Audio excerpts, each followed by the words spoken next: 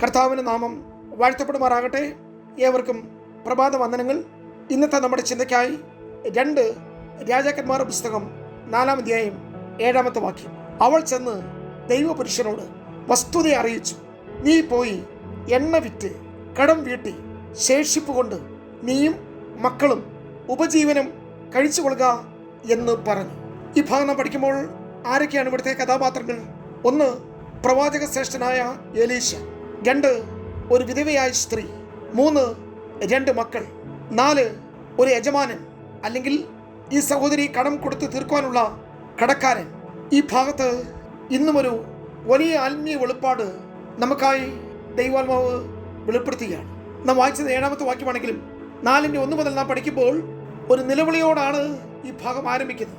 7-ാമത്തെ വാക്യത്തിലേക്ക് വരുമ്പോൾ അത്ഭുതത്തോടെ ആ ഒരു പാരഗ്രാഫ് തീരുകയാണ്. അല്ലെങ്കിൽ അത്ഭുതത്തോടെ എന്ന് പറയുമ്പോൾ എങ്ങനെയെങ്കിലും കടം മാറണം, ഞെരുക്കം മാറണം എന്നുള്ള ആവശ്യകതയിലാണ് പ്രവാചകനെ ഈ സഹോദരി സമീപിക്കുന്നത്.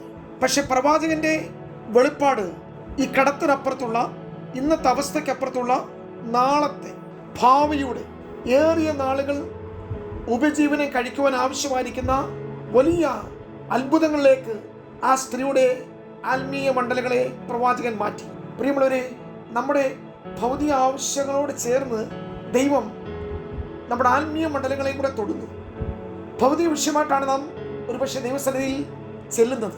അതിലൂടെ ആ വിഷയത്തിന് പരിഹാരം ഉണ്ടാകുകയും നമ്മെ കൂടുതൽ ദൈവസന്നിധിയിലേക്ക് അടുപ്പിക്കുകയും ചെയ്യും.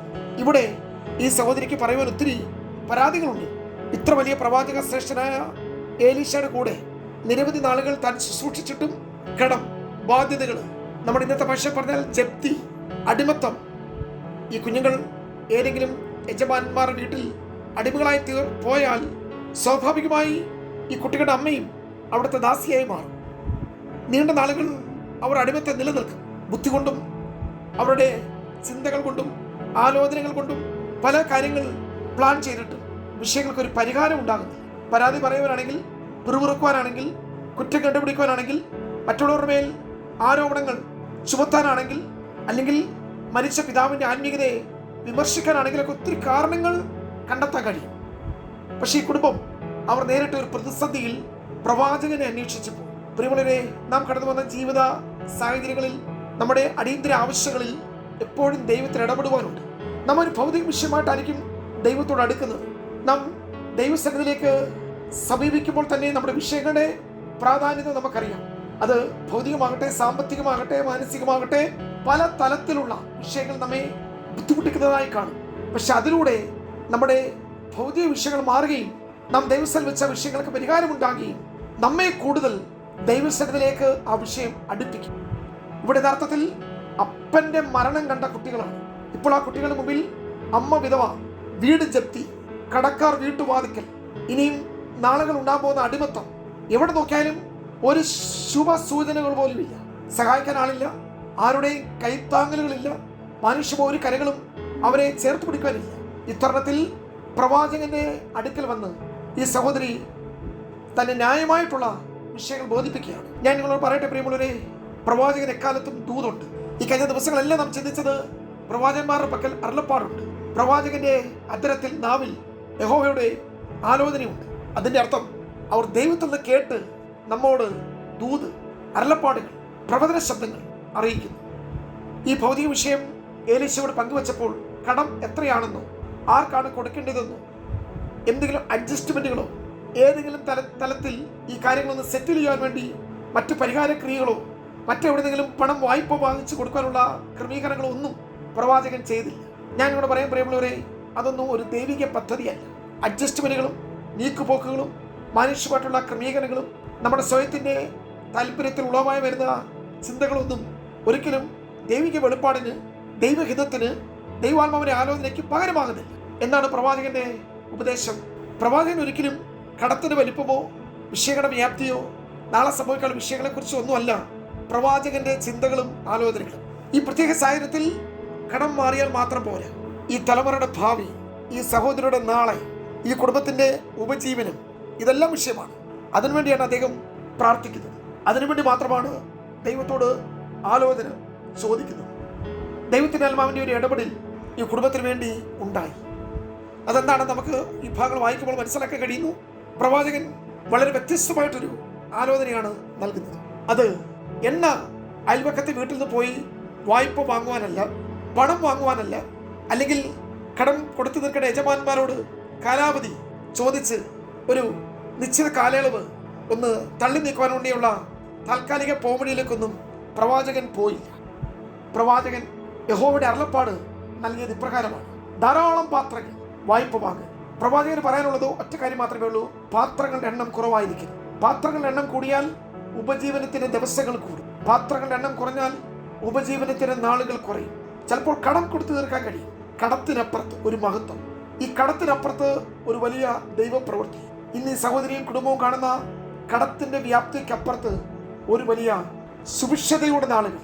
പ്രിയമുള്ളവരെ, ഈ സഹോദരി ഇപ്പോൾ നേരിടുന്നത് ഒരു വലിയ തകർച്ചയാണ്. തകർച്ചയുടെ വക്കിൽ നിൽക്കുന്ന ഈ സഹോദരിയോട് പ്രവാചകൻ ഒരു പകർച്ചയെക്കുറിച്ച് പറഞ്ഞു. എന്തിന്റെ പകർച്ച? എണ്ണയുടെ പകർച്ച. ഒരു പാത്രത്തിൽ നിന്ന് മറ്റൊരു പാത്രത്തിലേക്ക്, ഒരു ഭരണിയിൽ അല്പം എണ്ണ ശേഷിക്കുന്നു. അത് മതി ആ കുടുംബത്തിന് വിടുതലിന് വേണ്ടി, ആ കുടുംബത്തിന് അത്ഭുതത്തിന് വേണ്ടി. അത്രമാത്രം മതി. കാരണം എണ്ണ ഒഴുകുന്നതാണ്. ആ എണ്ണ ഒഴുകി ഒരു പാത്രത്തിൽ നിന്ന് വലിയ പാത്രത്തിലേക്ക്, വലിയ പാത്രത്തിൽ നിന്ന് അതിനേക്കാൾ വലിയ പാത്രങ്ങളിലേക്ക് ഒരു ഒഴുക്ക് ആരംഭിച്ചു. ഇനിയും അതിനെ തടയുവാൻ മറ്റാർക്കും കഴിയത്തില്ല. പക്ഷെ കഴിഞ്ഞു. ആ ഒഴുക്ക് നിലച്ചു, ആ പകർച്ച നിന്നു, ആ വ്യാപാരം തീർന്നു എന്ന് പറഞ്ഞു. പാത്രം തീർന്നപ്പോൾ എണ്ണയുടെ ഒഴുക്കും നിന്നു. പ്രിയരെ, ഇനിയും പാത്രമുണ്ടെങ്കിൽ പകർച്ച നടന്നേനെ. പക്ഷേ അവിടെ പാത്രത്തിന്റെ എണ്ണം പരിമിതപ്പെട്ടു. ഇനിയും ധാരാളം പാത്രമുണ്ടെങ്കിൽ ധാരാളം എണ്ണ അതിലേക്ക് പകരുവാൻ കഴിയും. കാരണം പ്രവാചകന് ലഭിച്ച ദൈവാത്മാവിന്റെ അരുളപ്പാട് ആ കുടുംബത്തിന് ഉൾമുറിയിൽ അത്ഭുതങ്ങളെ വെളിപ്പെടുത്തി. യഥാർത്ഥത്തിൽ ഈ മുറിയിൽ ഒത്തിരി തകർച്ചകളും കണ്ണുനീരും നിലവിളിയും മുറവിളിയും ധീരരോധനങ്ങളും ഉയർന്ന മുറിയാണ്. പക്ഷെ അതേ മുറിയിൽ ഇപ്പോൾ തലമുറകൾ കാണുന്നത് പകർച്ചയാണ്, ഒഴുക്കാണ്, നിറവാണ്, സമൃദ്ധിയാണ്, നിറഞ്ഞ് കവിയുന്നതാണ്, അത്ഭുതങ്ങളുടെ പാത്രങ്ങളാണ്. Praise the Lord. ഈ സഹോദരിക്ക് ആരോടും എണ്ണ കടം ചോദിക്കാൻ കഴിയത്തില്ല. പക്ഷെ ആരോടും പാത്രം ചോദിച്ചാൽ കൊടുക്കും, പാത്രം തിരിച്ചു കൊടുക്കും. ആ വെറും പാത്രങ്ങളൊക്കെയും എണ്ണ ഇപ്പോൾ കവിഞ്ഞൊഴുകിയ. പ്രിയമുള്ളവരെ, ദൈവത്തിന്റെ അത്ഭുതങ്ങൾ നിലയ്ക്കുന്നില്ല. നിങ്ങളുടെ കുടുംബത്തിലും ഇപ്രകാരമുള്ള അത്ഭുതങ്ങൾ സംഭവിക്കും. നിങ്ങളുടെ കുറവുകൾ നിറവുകളായി തീരും. നിങ്ങളുടെ തകർച്ചകൾ മറ്റൊരു പകർച്ചയ്ക്ക് മാറ്റുവാൻ കഴിയും. നിങ്ങളുടെ മാറുകളും മധുരമായി തീരും. നിങ്ങളുടെ ഇല്ലായ്മകളും നാളുകളിൽ അത് ഉണ്മയായി ഉളവായി വെളിപ്പെട്ടു വരും. നമുക്ക് വിശ്വസിക്കാം. ഈ എണ്ണപാത്രങ്ങളുമായി ഈ കുട്ടികൾ പുറത്തു വന്നപ്പോൾ ആരെങ്കിലുമൊക്കെ ചോദിച്ചു കാണും, എവിടുന്നാണ് ഇത്രയും ഈ എണ്ണയുടെ സ്രോതസ് ഉറവിടും? എന്താണ് സംഭവിച്ചത്? കുട്ടികളുടെ സാക്ഷ്യം മറ്റൊന്നായിരുന്നു. എന്താണ് അവർ പറഞ്ഞത്? എൻ്റെ ഒരു ചിന്ത, ആ കുട്ടികൾക്ക് പറയാനൊരു സാക്ഷ്യമുണ്ട്. ആ കുടുംബത്തിൽ നടന്ന അത്ഭുതമാണ്. അത്ഭുതങ്ങളെക്കുറിച്ച് കുഞ്ഞുങ്ങൾ പറഞ്ഞപ്പോൾ അവർക്ക് ആദ്യം പറയാനുണ്ടായിരുന്നത്, ഞങ്ങളുടെ പശ്ചാത്തലം നിങ്ങൾക്കറിയാം, ഞങ്ങളുടെ സാഹചര്യം എല്ലാവർക്കും അറിയാം, ഞങ്ങളുടെ വീടിൻ്റെ ശൂന്യാവസ്ഥകൾ എല്ലാവർക്കും അറിയാം. പക്ഷെ നിങ്ങൾ അറിയാത്തൊരു കാര്യം ഇന്നലെ ഞങ്ങളുടെ വീട്ടിൽ സംഭവിച്ചു. ഞങ്ങളുടെ പിതാവ് മരിച്ചതാണ്, അമ്മച്ചി വിധവയാണ്, വളരെ പരിമിതമായ സാഹചര്യമുള്ളവരാണ് ഞങ്ങൾ. കടം ധാരാളമായി ഞങ്ങളുടെ കുടുംബത്തിലുണ്ട്. കൊടുത്തു തീർക്കുവാൻ യാതൊരു വകയുമുള്ളവരല്ല ഞങ്ങൾ അനാഥരാണ്. ഞങ്ങളുടെ വീട്ടിൽ ഒത്തിരി പോരായ്മകളുണ്ട്. പക്ഷെ ഇന്നലെ അതിന് നടുവിൽ ഒരത്ഭുതം ഞങ്ങളുടെ ദൈവം വെളിപ്പെടുത്തി. അത് മറ്റൊന്നുമല്ല, ഞങ്ങളുടെ പിതാവെ മരിച്ചിട്ടുള്ളൂ. ഞങ്ങളുടെ പിതാവ് സേവിച്ച ഒരു ദൈവമുണ്ട്. ആ ദൈവം മരിച്ചിട്ടില്ല. ആ ദൈവം ഇന്നും ജീവിക്കുന്നു. അതുകൊണ്ട് നമ്മുടെ കർത്താവ് ഇന്ന് നമ്മുടെ വിഷയങ്ങളുടെ മീതെ ജീവിക്കുന്നു. പ്രശ്നമല്ല വലുത് പ്രിയമുള്ളവരെ, പരിഹാരകനാണ് വിഷയം. പ്രശ്നങ്ങൾ മാറി മാറി വരാം, പക്ഷെ പരിഹാരകൻ ജീവിക്കുന്നു. നമുക്ക് വിശ്വസിക്കാം. ദൈവം നമ്മെ സഹായിക്കട്ടെ. God bless you.